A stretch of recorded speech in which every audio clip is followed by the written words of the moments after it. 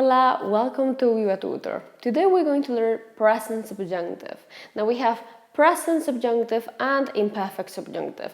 I'll film another video about imperfect subjunctive and I'll film another one about the differences between the two, but today we're going to focus on the present subjunctive, which is translated in English with present, normal present. Now, I always say that the tenses that you've learned so far, the present, the two features, the past tenses, they all belong to what we could call the real world. They are things that are pretty certain. And then with subjunctive, you're talking about things that you hope will happen, but you're not sure they will, or things that you wish were in a different way, but they're not. So things that are not real or not certain to be real. And then you have conditional, that is a little bit in between because you talk about hypothetical things. Now, present subjunctive is very easy to form. The tricky thing about it is learning how to know when to use it, so when to use it. And my recommendation for this is having a look to the cases that we're going to have a look at them now and trying to remember some of the examples and the structures, because that's the most reliable thing with this one. If you try to understand it, it's a little bit more difficult, but if you see a sentence and it starts the same way as an example that you know, or it has the same structure as an example that you remember, then that's a red flag for subjunctive, and that will help much more, at least at the beginning. Okay, so we're going to have a look to the cases first. I'm showing a part of a grid that I will link below in the description box and that I use with my students. And we're going to go through the cases and examples to kind of understand when this is used.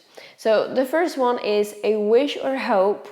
We can start with ojalá que or espero que. I hope that. Espero que el examen sea fácil. I hope that the exam is easy. Now we have that que between the first word and the second part, which is going to be the subjunctive part. The second is advice, suggestion, or order. Te recomiendo que, I recommend that you leas este libro, you read this book. We could say te recomiendo que, we could say te sugiero que, I suggest that you, te ordeno que, I order that you, well, I command you to do.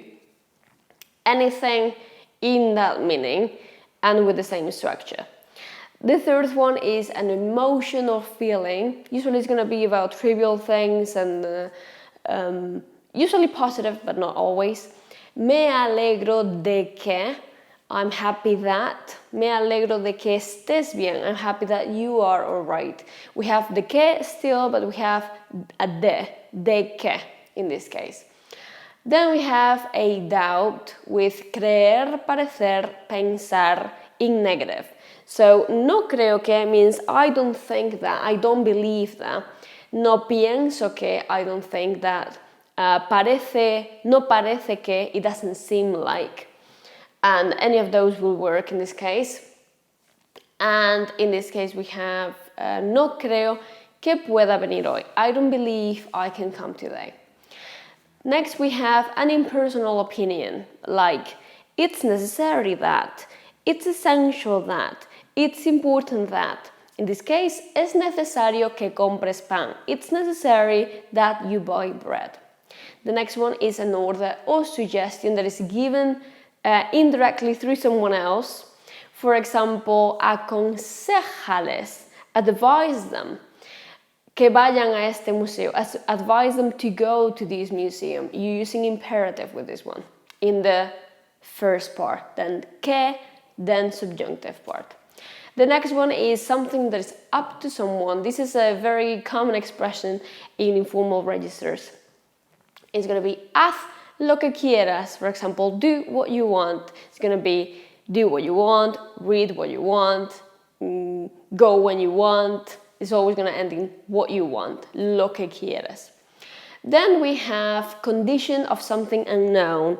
For example, quiero un abrigo que sea rojo y largo. I want a coat that is long and red. Or quiero ir a un restaurante que tenga terraza. I want to go to a restaurant that it has a terrace. Next one is doubt with tal vez or quizás. Both mean maybe. Tal vez sea mi culpa. Maybe it's my fault. Next is purpose with para qué or a fin de qué. Te lo explico para que lo entiendas. I explain it to you so that you understand it. O a fin de que lo entiendas, so that you understand it. Wishing someone something. Que tengas un buen día. That you have a good day. It's like saying, I hope you have a good day, but we're not saying the I hope part. We just say that you have a good day.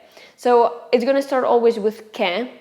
I could say, for example, que apruebes el examen. I hope you passed the test. Next one is a future idea with cuando or hasta que. For example, cuando vaya a la universidad, when I go to uni, estudiaré mucho. I will study a lot. And it's always going to have future at the beginning or after. And hasta que is until that, same concept, talking about future. And the last one is aunque, although, te quiero mucho, or te quiero, aunque seas un poco pesado. I love you, although you're a little bit annoying. Okay, so those are the cases, and again, I recommend you just remember the structure. So for example, if you find a sentence that says, I don't think that, or it's essential that, then you know it's going to be subjunctive. Now, we're going to have a look to how we form it, and that's the easy part with this tense. We're going to start with I do in present tense. I write, I eat, I drink. For example, hablo, I speak, or quiero, I want. Then we're going to take the O out, the O at the end. Hablo or quiero. And instead we're going to add the ending. So with AR verbs, so verbs that end in an AR when they are infinitive, we have this column here. We have all the personal pronouns, I, you, he, she, or it, we, you guys, or they. So we're going to choose the person who does the action. And we have the endings for each one. Es, hemos, eis, en. And if it's an ER or IR verb, it's going to be a, as, a, amos, eis, an. And if you notice, these are practically the same, apart from the I do part, than the normal present. So if you have an AR, you will use the ER normal endings for present tense, and if you have an ER or IR, you will use what it's normally the AR endings for present tense. So I took the O out, and I'm gonna do the I do in present subjunctive. So hablar ends in an AR. I'm gonna use the E then, hable. Or querer is an ER verb, so I'm going to use the A, quiera, I want. Let's do an example with hable. For example, no estaré tranquila hasta que hable contigo. I won't be calm until I talk with you. This is one of those in future that has cuando or hasta que. I used the hasta que one. And now we're going to go with the regular ones. I'm going to show the other part of the grid now that has the endings for the regular verbs and the irregular verbs. We only have 6 of them. We have dar, to give, estar, to be temporarily, feelings, states, or locations. Haber, auxiliary. If you're not sure about that one, I filmed a video about it in my channel, so you can look it up. Ir, to go, saber, to know, and ser, permanent, so qualities and things like that, personality stuff. So what you do is you just take that, you're given the regular verb already. So de, desde, demos, deis, den. I'm going to do an example with sea. Quiero una casa que sea grande y bonita. I want a house that is beautiful and pretty. I'm using the condition case, remember? I'm talking about a condition in subjunctive because I don't know, that doesn't exist yet. That house that I want doesn't exist yet, or I haven't found it yet. I don't know if it's real or not. Okay, so now for a little practice, I thought I'd put here on the screen some sentences. I'm gonna give you 2 practices this time. These sentences are in English, and I just want you to say if you will use subjunctive with them, present subjunctive, these tense, with them or not. And think about why. So go through the cases, use the grid for that if you want. And so, say for example, I would use present subjunctive with this one because it's this case, the doubt one, or the one that advise someone, or the one that is about future. Something like that. And then I'm gonna show some translations now. 3 in English to translate to Spanish, and 3 in Spanish to translate to English. And they are all in present subjunctive. You will have to use the grid as well here to do the ones that have an irregular verb. Okay, so I think that's it. Eso es todo.